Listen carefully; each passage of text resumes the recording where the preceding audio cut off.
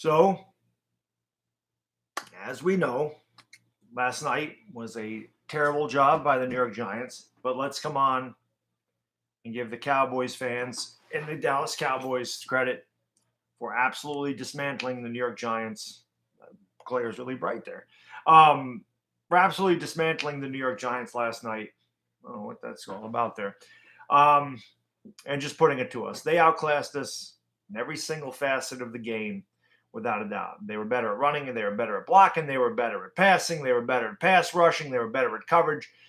They did everything better than we did, which is exactly why we got our ass kicked. That final score, not indicative of what they did to us, not even close. There was no way that game was only a touchdown game.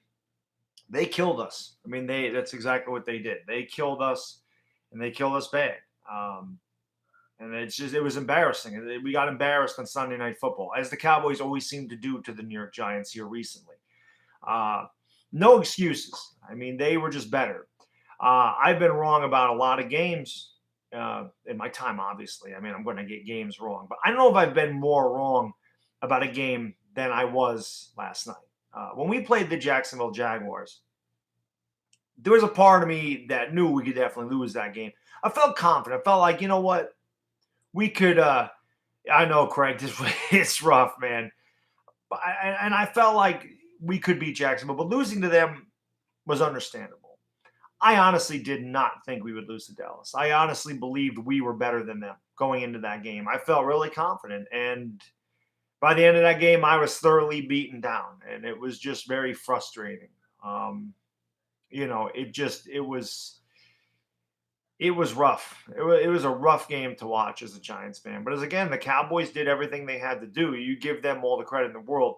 Dak Prescott hit that long touchdown pass to Tavon Austin. It's something I just didn't foresee from the Cowboys. It's not their offense, but they were able to do it. And it was a punch in the gut that we never recovered from. It was rough. It was definitely a difficult game to watch. So I give them all the credit in the world, man. They were just a better team. They are a better team. They've been a better team. We're awful. We're awful. I appreciate your son saying that, Simon, but you can give me a hard time all you want. We're trash. I mean, Jake, it's coming. The rant will be in this video. Trust me when I tell you. But I want to give the Cowboys credit for what they did last night. But Simon, you can give me a hard time. I deserve it. I mean, your team whooped our ass, and it is what it is, man. I mean, I can't say anything about it. You killed us, and Cowboy fans deserve to gloat. They do. I mean, they're in first place, believe it or not, because they're 1-0 in this division. The Giants sit there at 0-2, as we seem to always do. I believe this is the fifth time in the last 6 years we've started out the season 0-2. So, with that said, as a Giants fan, this is getting a little ridiculous, because year after year after fucking year, it's the same thing with this team. It don't matter who the hell our players are. Don't matter who the running back is. Don't matter who the line is. Don't matter who the coaches are. No matter who the GM are or is. Doesn't matter who the linebackers are. It doesn't matter. We're always terrible. And I get sick and tired of it every freaking year. Watching this team suck. It's embarrassing. I've stuck up for Eli Manning. Oh, so many years I've stuck up for Eli Manning. All the time. Oh, no. Eli just has a bad offensive line. No, Eli's won 2 Super Bowls. Oh, no, Eli can get the job done. We just need to run the ball. How do you have a game plan where you run the ball 4 times at Saquon Barkley in the first half? 4 times! What is the point of drafting him second overall if you're going to run him 4 times in a half? I make fun of Dak Prescott all the time. Dink and dunk Dak, dink and dunk Dak. Eli's worse than dink and dunk Dak. I've never seen a quarterback throw so many damn checkdowns in my life than I did last night. Again, last year I said, oh, you know what? Well, I'll make an excuse for him. Tavares King is out there. Hunter Sharp is out there as our receiver. Roger Lewis Jr. is out there. We got no line. We got no running back. All things considered, he was good. Boy, was I wrong, because what is the excuse this year? I know he got sacked 6 times. I know our offensive line still blows. I get it. But when he has time to throw, you can't tell me that he can't locate receivers downfield. There were open guys last night that he missed again. Odell Beckham against Jacksonville was wide open twice. He missed him twice. I'm sick of it. And I'm sick and tired of sticking up for the guy. I am. I'm done. I am done sticking up for him. Like I said, I will always appreciate everything that guy's done, everything. But his time is long gone. Long gone. It's over. I watched that guy. And there'll be people, I know there's Eli guys that just absolutely love Eli and cannot admit that the guy is past his prime, cannot admit that they'll make every excuse in the book for Eli Manning. I get that. They'll look at his stats last night and say, oh, you know what? Eli had a good game last night. He threw for 277 yards and he didn't throw any interceptions. All those statistics are trash. Just like the final score was trash. That game was not a touchdown game. Anybody that watched that game last night knows the Dallas Cowboys were better than a touchdown, better than we were. Those are garbage points, garbage yards. And that's why I've always said statistics are for fantasy football and losers. Because statistics do not tell the whole story. Eli Manning got his ass kicked last night and played terribly. As did the whole offensive line, don't get me wrong. It's not just Eli Manning's fault. But when I look at all the turnover in this team from one year to the next, changing 30 guys, drafting a running back, the best running back in football out of college, in Saquon Barkley, getting your number one receiver back healthy, having your number two receiver back healthy, having a healthy Evan Ingram, having healthy players everywhere. And we still can't score 20 points on offense. What's the problem? What is the same exact thing? What has not changed on that offense? Quarterback. So why is it with all these weapons now, and I talk about this crap all the time, and I always say, oh, the Giants got all these weapons. The Giants got all these weapons. But if you don't have any ammunition, your weapons are freaking useless. Eli Manning doesn't know how to load the gun. Eli Manning doesn't have any bullets left in his arm. So therefore, those empty weapons running down the damn field don't make a bit of difference. Saquon Barkley caught 14 passes last night. He had more receptions than rushing attempts. That's not how you're supposed to use your running back. The whole point of being able to run the ball is to set up play action. It is to make the defense play you honestly. It is to hinder their pass rush a little bit. They didn't do anything like that. Nothing. And again, this is why I talk about it. I don't know what the hell that game plan was last night. He never threw the ball more than 20 yards down the field. Maybe once I think he did. I think he did it once. I think he threw the ball longer than 20 yards down the field. But it was not a good game plan at all by the New York Giants. And they played right into the Dallas Cowboys' strength, which is their pass rush. They did not give them a reason to play us honestly last night. Not at all. When Saquon Barkley only runs the ball 4 times in the first half, why would the defense back off and not pass rush every single time? The fact that Giants cannot pick up a slot blitz, could not figure that out all night. It's a problem. I get Eric Flowers is trash. I understand that. But I expect better of Nate Solder. Paid that guy all that money. He was damn good at protecting Tom Brady. What, now it's Eli Manning? It's not like Tom Brady's a mobile guy. But he certainly protected him better. Will Hernandez has been a disappointment the first 2 games. The whole line has been awful. I got it against Jacksonville. I said, well, Jacksonville's got one of the best defenses in football. And I knew the Cowboys' front 7 is formidable, but it's not. And I kept saying it's not Jacksonville. But they were better than Jacksonville was against us as far as a pass rush goes. They were better than Jacksonville was against us, against our offense. The Giants moved the ball fine against Jacksonville. Didn't move it at all against Dallas. Not till the game was well in hand. So, it is what it is. But this Giants team, all these Giants teams recently have worked my last nerve. Because I am so sick and tired of watching this team lose week in and week out. I am so sick of watching the same exact thing every single week with this team. It's just annoying to see this team with all these new players do the same thing. New coaches, same result. Like I said, what's the one constant? on the Giants. It's Eli Manning. So if Eli Manning, if I'm going to give him all the credit for winning games, winning Super Bowls, and doing everything that he did in his career, I'm certainly going to give him the blame, most of the blame for the losses. Because he's the quarterback. And that's what happens. The quarterback is going to take the blame. And they're going to get the glory when they win. They're going to take the blame when they lose. He should take the blame. Now, I get it. Like I said, they were all over him. I get that. But that's why you run the ball. I mean, that's why you run the ball. So that they stop killing the guy. But again, there's plays out there to be made. He doesn't make them. It's like every single time Eli Manning drops back, I just worry that it's like he's going to get sacked. He's going to throw a pick.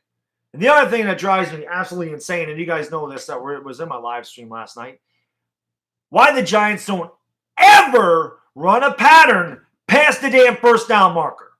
Ever. 3rd and 5, 2-yard pass. 3rd and 7, 6-yard pass. 3rd and 11, 8-yard pass. Why can't we have somebody run a route that's 9 yards on a 3rd and 7? Is there a reason we can't do that? Is there a reason we got to dump it off in the flat every single time on 3rd and long? Can't you at least try to just force the ball down the field? Don't throw it in double coverage. But hey, maybe you get a penalty. Maybe you get something.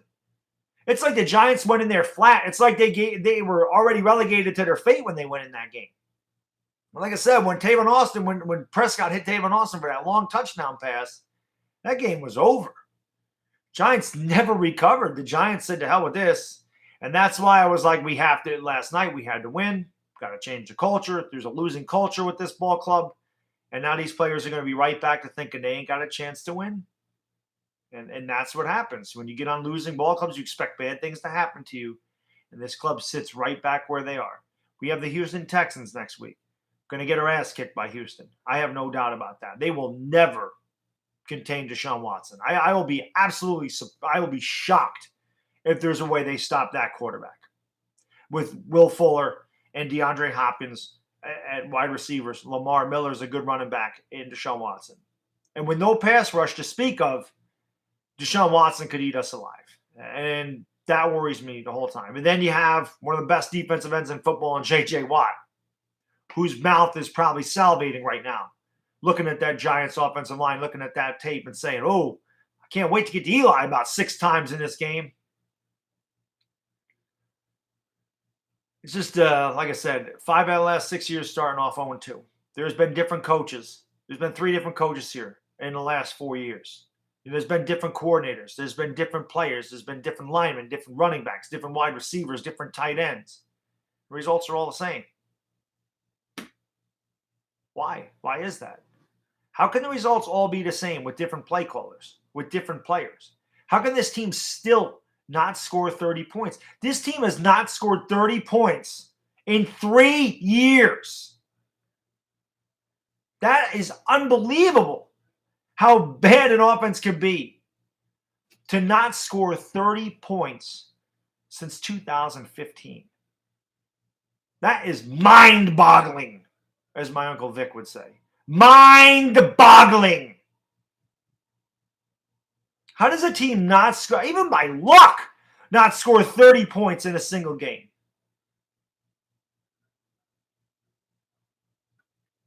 And the funny thing is, I don't know why I get so worked up over this. I predicted them to start off 0-4. I predicted them to be 0-4 to start the season. But game day gets here, and I get all hyped, about the season. I get hyped about the Giants, and I'm sitting there going, well, all these guys are there, man. These guys can all make plays. These guys can all they can all get the job done. And then I see the product on paper. It looks great, but you don't win games on paper. And on the field, it looks the same as it always has. It looks lost. It looks unmotivated. It looks beaten. And can't have that. That's what the Giants look like every time they take the field. They already look beaten. They look like a beaten team. They look like they're waiting for something bad to happen to them because they don't know how to win. They've lost their way to win. They have no idea how to win a football game anymore. And that's unfortunate as a Giants fan because sick of watching it, man. I'm sick and tired of seeing this team lose constantly. And I'm sick of it. It's ridiculous. Yeah, I see that score there, Craig, 52-49. Back in 2015, this team scored a lot of points, and the defense was the problem. The defense was terrible. And that offseason of 2015, when Eli Manning probably had the best season of his career, the Giants went out and spent $200 million in defense. And although they went 11-5 in 2016 and made the playoffs, their offense was horrendous. And I don't know what changed from 2015 to 2016, but whatever changed at that point, this offense it has no idea what it's doing. It just doesn't. It has no clue how to score points. It has no clue how to do, how to make drives. I saw Eli Manning against the Jets in preseason. I said, man, Eli Manning has his arm back. And then it's like the regular season hits and it's a totally different guy. Totally different quarterback. He can't move. He can't do anything. So it is what it is. And just whatever. We can't do anything. Can't do anything on offense. Defense, they're not bad. They're not great, but they're definitely not bad. I mean, they're keeping this team in the game. And when a team scores 20 points, when an opposition scores 20 points, you should be able to win the game. But unfortunately for us, 20 points is way too much for this offense to overcome. And I don't know when that's going to change, but hopefully it changes soon, man. I don't know what else to say. I really don't. So that is what it is, man. But again, the Cowboys did their job last night. We're 0-2 for the 5th time in 6 years. And the Giants have a lot of soul searching to do, man. They really do. They need to take a good look at themselves and try to figure out exactly what the hell they need to do to get out of this. So I agree, Simon. It's time for a quarterback. A lot of Giants fans were saying we're not going to draft that high.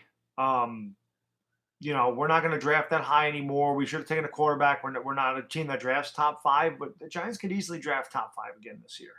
Our schedule is incredibly brutal. The first 7 games, it is incredibly difficult, and we could easily be 0-7. And it is what it is.